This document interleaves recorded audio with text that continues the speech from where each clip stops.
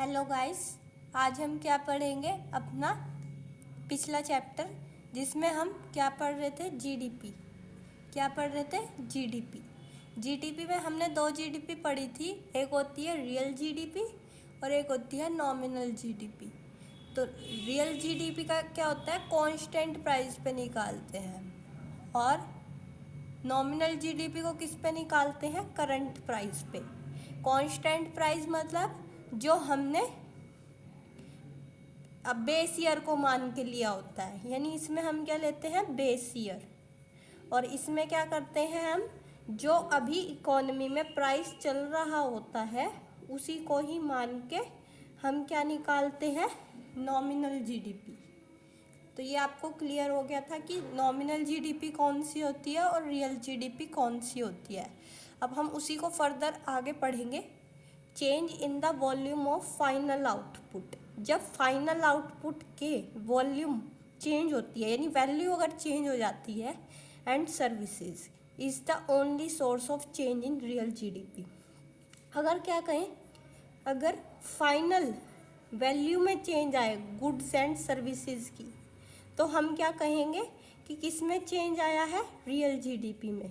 क्योंकि हम क्या करते हैं, उसमें क्या करते हैं, बेस ईयर को मानते हैं। जब अगर हम किसी में बेस ईयर को मान के अपनी इकोनॉमी की जीडीपी निकालेंगे, तो वो यानी किसकी बात कर रहे हैं हम, रियल जीडीपी की। तो रियल जीडीपी में हम इसलिए बात करते हैं इसमें change in the volume of final output and services, क्योंकि अगर जब भी चेंज आएगा वो तो हम चेंज पर्टिकुलर ईयर को देख के लेंगे ना, कि जब कोई पिछला साल हमारा सपोज हमारे कंट्री में प्रोडक्शन हुआ था 800 टन, किसमें 2021 में, और अगर हम 2022 की बात करेंगे तो हम किसको मान के बात करेंगे, 2021 को। तो इसी को ही क्या बोलते हैं, रियल जीडीपी। ठीक है। अब एक बात आती है GDP deflator. GDP deflator important चीज़ है आपके एग्जाम पॉइंट ऑफ व्यू से, क्योंकि जीडीपी डिफ्लेटर क्या होता है, जब एवरेज चेंज किस में आता है, in the level of prices of all the goods and services.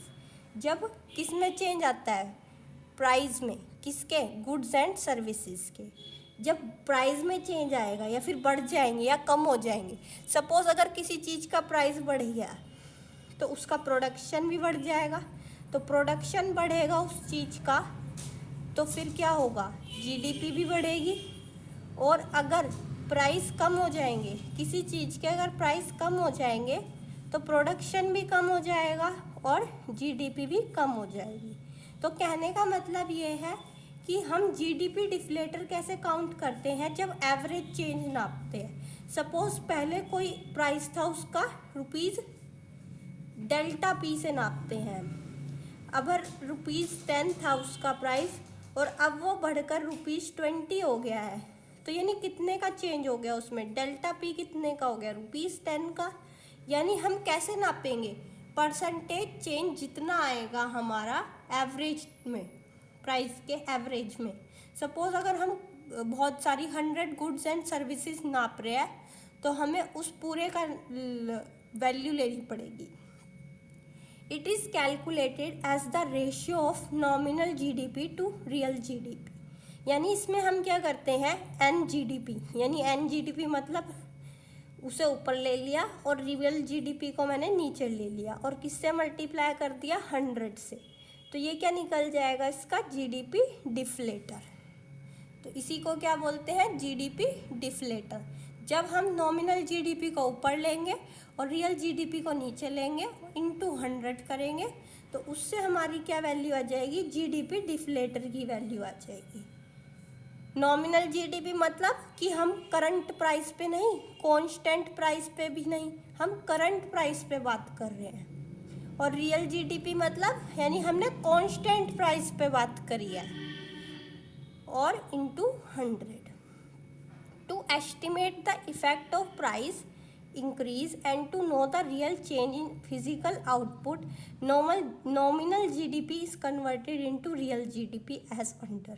अगर हमें किसी भी चीज़ का प्राइस इंक्रीज का पता लगाना है या फिर रियल जी चेंज करना है किसी चीज़ में फिजिकल आउटपुट में, तो हमें क्या करना पड़ेगा, नॉमिनल जीडीपी को कन्वर्ट करना पड़ेगा रियल जीडीपी में।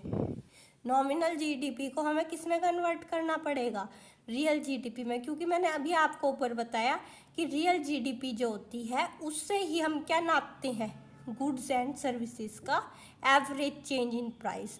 तो अगर हमें रियल जीडीपी का यूज़ करना है तो हमें क्या करना पड़ेगा, नॉमिनल जीडीपी को रियल जीडीपी में कन्वर्ट करना पड़ेगा और उससे हम average change in the price of the particular goods and services निकाल पाएंगे।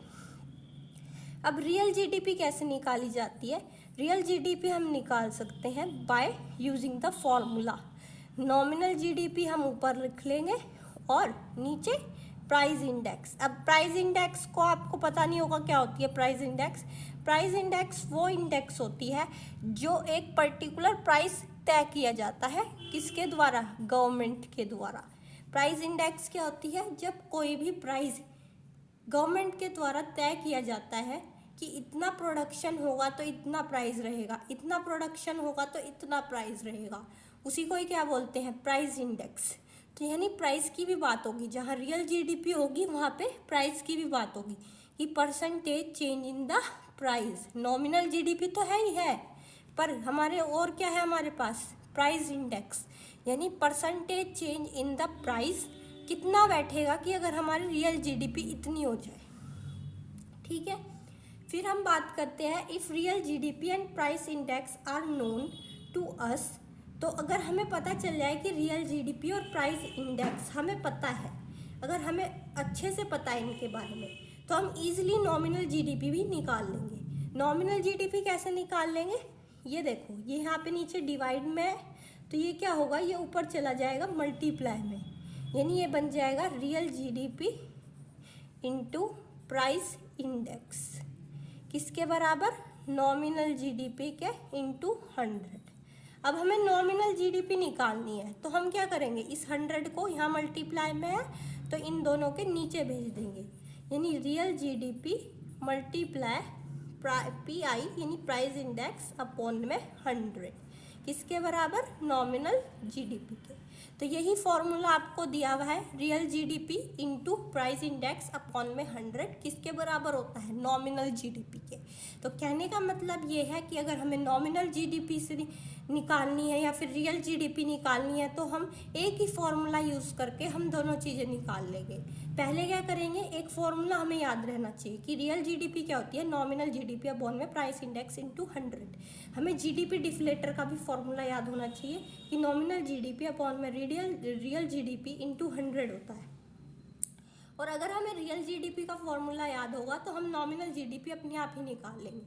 रियल जीडीपी क्या है, अब हमें नॉमिनल जीडीपी निकालनी है तो ये यहाँ पे डिवाइड में है, इधर चला जाएगा मल्टीप्लाई प्राइस इंडेक्स, यानी real GDP multiply price index हो जाएगा और ये किसके बराबर हो जाएगा, equal to nominal GDP into 100, जैसे मैंने आपको यहाँ लिखवाया है।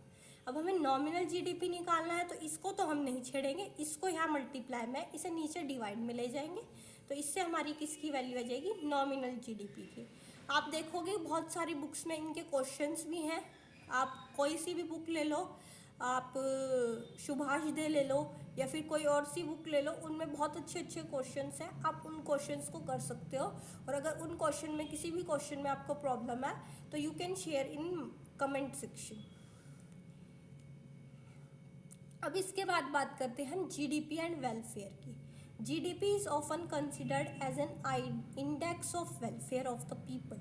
जीडीपी को हम क्या कंसिडर करते हैं कि एक इंडेक्स है जो बताती है कि लोगों का वेलफेयर कितना है। वेलफेयर मतलब कि लोगों को कितना उससे प्रॉफिट हो रहा है। ऐसा प्रॉफिट नहीं कि हाँ पैसे भर गए घर में, ऐसा नहीं प्रॉफिट, ऐसा प्रॉफिट कि जिससे उनकी हेल्थ में कोई गुड हेल्थ बन रही है, यानी कोई प्रॉब्लम नहीं हो रही उनसे, तो वे वेलफेयर कहलाता है। वेलफेयर क्या होता है कि जो भी हमारी हेल्थ है वो अच्छी होती जा रही है, मेंटेन होती जा रही है, तो उसी को ही हम वेलफेयर कहते हैं। However this may not always be true due to following limitations.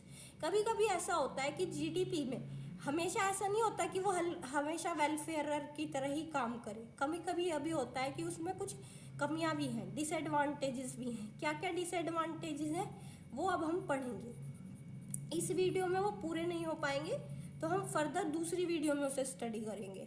First one क्या है, it is possible that with rise in GDP, ये पॉसिबल हो सकता है अगर राइज इन जीडीपी हो, यानी जीडीपी बढ़ रही हो और शायद प्रोडक्शन भी बढ़ रहा है, शायद तो नहीं, पर्टिकुलरली प्रोडक्शन में जीडीपी क्यों बढ़ रही होगी, बढ़ क्यों रही होगी जीडीपी, क्योंकि प्रोडक्शन बढ़ रहा होगा।